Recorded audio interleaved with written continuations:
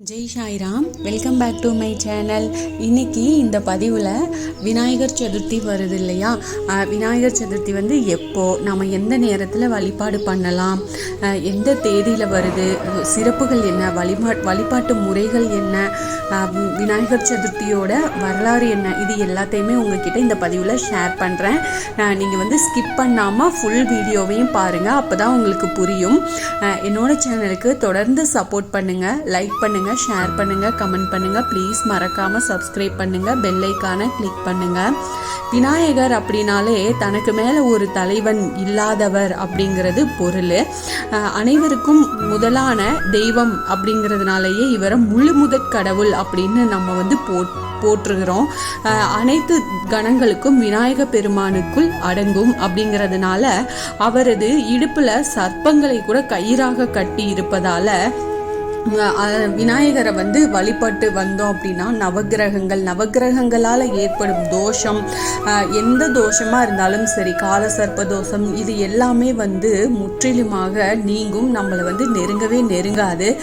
விநாயகர் முதலும் முடிவும் இல்லாத கடவுள் அப்படின்றாலும் அவர் ஞானத்தின் வடிவமாக யானை முகத்துடன் தோன்றிய தினத்தை தான் அவரது அவதார தினமாக நாம் வந்து கொண்டாடுறோம். பலரது இஷ்ட தெய்வமாக இருக்கக்கூடிய விநாயக பெருமானின் அவதார தினத்தை விநாயகர் சதுர்த்தியாக நாம கொண்டாடிட்டு வர்றோம். இந்த நாள்ல பலரும் விரதம் இருந்து விநாயக பெருமான வழிபாடு செய்வாங்க. இந்த விநாயகர் சதுர்த்தி அப்படிங்கிறது முழு முதற் கடவுளான விநாயக பெருமான் அவதரித்த திருநாள் தான் ஆண்டுதோறும் நம்ம விநாயகர் சதுர்த்தியாக கொண்டாடுறோம். ஆவணி மாதத்துல வரும் வளர்பிறை சதுர்த்தி திதியில விநாயக பெருமான் அவதரித்ததாக புராணங்கள்ல இருக்கு. இந்துக்களின் மிக முக்கியமான பண்டிகையில ஒண்ணுதான் விநாயகர் சதுர்த்தியை நம்ம கொண்டாடுறோம். ஆவணி மாதம் அப்படின்னாலே அது விநாயகர் வழிபாட்டுக்குரிய மாதமா தான் இருக்கு.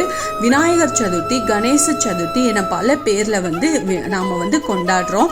இந்த விநாயகர் சதுர்த்தி வழிபாடு அப்படிங்கிறது விநாயகர் சதுர்த்தி அன்னைக்கு களிமண்ணால செய்யப்பட்ட விநாயகர் சிலைய வீடுல பொது இடங்கள்ல வச்சு பூஜை பண்றது அப்படிங்கிறது ரொம்ப விசேஷம். அப்படிதான் எல்லாருமே செஞ்சுட்டு வர்றாங்க. விநாயகர் சதுர்த்தி அன்னைக்கு விநாயக பெருமானுக்கு பிடித்தமான கொழுக்கட்டை, மோதகம், சுண்டல், அப்பம், அவல், பொரி, பழங்கள் இது எல்லாத்தையுமே படைச்சு வழிபாடு செஞ்சுட்டு வர்றது தான் நம்மளோட வழக்கம். அதுக்கப்புறம் 3வது நாள் அல்லது 5வது நாளில் வீட்டில் இருக்கிறதையும் சரி, பொது இடத்துல வச்சு வழிபட்ட விநாயகர் சிலைகளையும் சரி ஊர்வலமாக எடுத்துகிட்டு போய் நீர்நிலைகளில் கரைக்கிற வைபவமும் இருக்குது நம்ம இதில். அது போல தான் செஞ்சுட்டு வருவோம். இப்படி கரைப்பதனால அந்த சிலையை போலவே நம்முடைய வினைகளும் கரைஞ்சு விடும் அப்படிங்கிறது நம்பிக்கை. வட மாநிலங்களில் பார்த்தீங்கன்னா விநாயகர் சதுர்த்தி விழா 10 நாட்கள் பண்டிகை ரொம்ப விசேஷமாக பிரம்மாண்டமாக பண்டிகையாக கொண்டாடுவாங்க. இந்த விநாயகர் சதுர்த்தி வரலாறு என்னன்னு பார்த்தீங்கன்னா, அன்னை பார்வதி தேவி தன்னுடைய உடல்ல பூசி இருந்த மஞ்சளை கொண்டுதான் இந்த விநாயகரை உருவாக்கியதாகவும், அவர் யார் என்று தெரியாமல் கைலாயத்துக்கு செல்ல தன்னை அனுமதிக்காத காரணத்தினால சிவபெருமான் கோபம் கொண்டு அவரின் தலையை வந்து துண்டிச்சு விடுறாரு.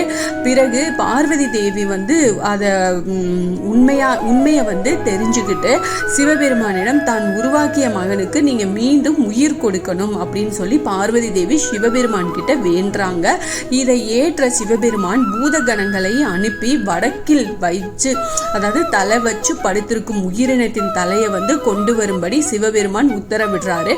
அதன்படி வடக்கு திசையில் தலை வச்சு படுத்திருந்த ஒரு யானையின் தலையை கொண்டு வந்து யானை முக கடவுளான புது அவதாரம் எடுக்கிறாரு விநாயக பெருமான்.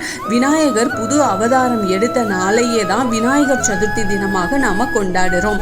இந்த விநாயகர் சதுர்த்தி சிறப்புகள் என்னன்னு பார்த்தீங்கன்னா, விநாயகர் ஞானத்தின் வடிவானவர், பிரணவ மந்திரமான ஓம்கார வடிவமானவர் தான்.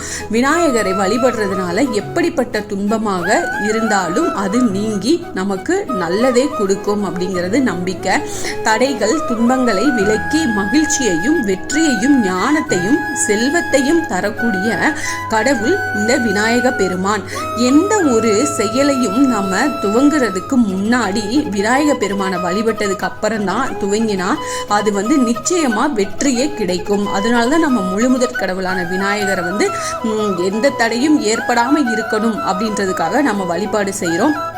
களிமண், மஞ்சள், சாணம், சந்தனம் இப்படி எதை கொண்டும் பிள்ளையாரை பிடிச்சு வச்சு அதுக்கு 2 அருகம்புல் வச்சு வணங்கினாலே போதுமானது. அதில் விநாயகர் எழுந்தருள செய்வார். அருள் தரக்கூடிய எளிமையான கடவுள் தான் நம்ம விநாயக பெருமான்.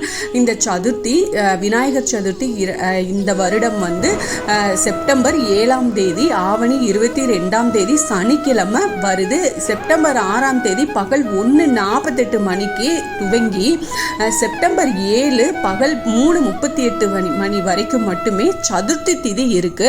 அதனால செப்டம்பர் 6ஆம் தேதியே சதுர்த்தி திதி ஆரம்பிச்சாலும் செப்டம்பர் 7ஆம் தேதி தான் சூரிய உதய காலத்தின் போது சதுர்த்தி திதி இருக்கு. அதனால இந்த நாளையே தான் விநாயகர் சதுர்த்தி நாளாக கணக்குல நாம எடுத்துக்கிறோம். அன்று சனிக்கிழமை அப்படிங்கிறதுனால நம்ம காலையில 9 மணி முதல் 10:30 மணி வரை ராகு காலமும், பகல் 1:30 மணி முதல் 3 மணி வரை யமகண்ட நேரமும் இருக்கு. இதனால இந்த நேரங்களை தவிர்த்து பகல் 1 மணிக்கு முன்பாக விநாயகர் வழிபாட்டினை செய்யறது அப்படிங்கிறது ரொம்ப சிறப்பு வாய்ந்தது. இவ்வளவுதான் விநாயகர் சதுர்த்திக்கான நேரம் எல்லாமே சொல்லிட்டேன். நீங்களும் நல்லபடியாக நீங்கள் உங்களால் முடிஞ்சதை செஞ்சு வழிபாடு செய்யுங்க. களிமண்ணால் செஞ்ச விநாயகரை நீங்கள் எப்போவுமே வாங்கி வச்சு செய்வீங்க அப்படின்னா ஒன்றும் பிரச்சனை இல்லை. அதே போல் நீங்கள் வாங்கி வச்சு நீங்கள் வழிபாடு செய்யலாம். இல்லை எங்களுக்கு ஒரு வருஷம் இது மாதிரி செய்யக்கூடாது அப்படிலாம் இருந்தது, உங்கள் வீட்டில் ஏதாவது உற்றார் உறவினர்கள் இறந்துருப்பாங்க, ஏதாச்சும் இருக்குது அப்படின்னா நீங்கள் வெறும் விநாயகர் படமோ இல்லை வீட்டில் இருக்கிற விக்கிரகமோ வச்சு தாராளமா வழிபாடு செய்யலாம். இதுதான் விநாயக பெருமான் இந்த வருஷம் நாம கொண்டாடுறதுக்கான நேரம். இதே போல பார்த்து நீங்க அந்த நேரம் பார்த்து கொண்டாடுங்க. Thank you friends. என்னோட சேனலுக்கு தொடர்ந்து சப்போர்ட் பண்ணுங்க, லைக் பண்ணுங்க, ஷேர் பண்ணுங்க, கமெண்ட் பண்ணுங்க. ப்ளீஸ் மறக்காம சப்ஸ்கிரைப் பண்ணுங்க, பெல் ஐகானை கிளிக் பண்ணுங்க. உங்களுக்கு ஏதாவது சந்தேகம் இருந்துச்சு அப்படின்னா எனக்கு கமெண்ட் பாக்ஸ்ல கமெண்ட் பண்ணுங்க. கண்டிப்பா நான் உங்களோட டவுட்டை கிளியர் பண்ணுவேன். எனக்கு தெரிஞ்சு இது போல ஆன்மீக பதிவுகள் எல்லாத்தையுமே உங்ககிட்ட நான் ஷேர் பண்றேன். எனக்கு தொடர்ந்து சப்போர்ட் பண்ணுங்க. Thank you friends. மீண்டும் அடுத்த பதிவில் சந்திப்போம்.